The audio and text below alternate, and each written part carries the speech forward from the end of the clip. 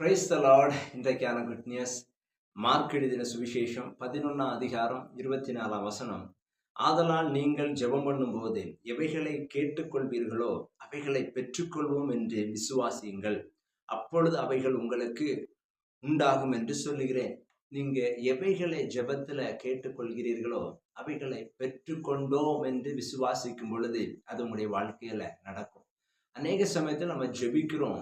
ஆனா ஜெபம் எப்படி இருக்கு அப்படின்னா, ஒருவேளை ஆண்டவர் தந்தா நல்லா இருக்கும், ஆண்டவர் தருவாரா, சூழ்நிலைகளை பார்த்து நம்ம ஜெபிக்கிறது உண்டு. ஆனா கர்த்தருடைய வார்த்தை என்ன சொல்லுதுன்னு பாருங்க.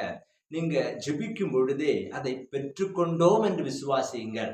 நீங்க ஜெபிக்கும் போது அதை கிடைச்சிட்டுன்னு ஆண்டவருக்கு நன்றி சொல்லுங்க. ஒருவேளை நீங்க ஒரு வாகனத்துக்காக ஜெபிப்பீர்கள் என்றால், அந்த வாகனத்தை கிடைச்சிட்டு அது தந்ததற்காய் நன்றி அப்படின்னு ஆண்டவருக்கு நன்றி சொல்லி அந்த வாகனத்துல போகிறது மாதிரி டெய்லி இமேஜினேஷன் பண்ணுங்க.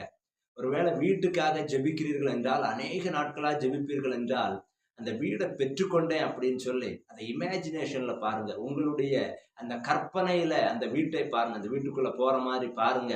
அந்த வீடு எவ்வளவு அழகா இருக்குன்னு பாருங்க. அப்போ நீங்க எவைகள்லாம் ஜெபத்துல பெற்றுக்கொண்டோம் என்று விசுவாசிக்கிறீர்களோ அவைகளை நீங்க பெற்றுக்கொள்வீர்கள்.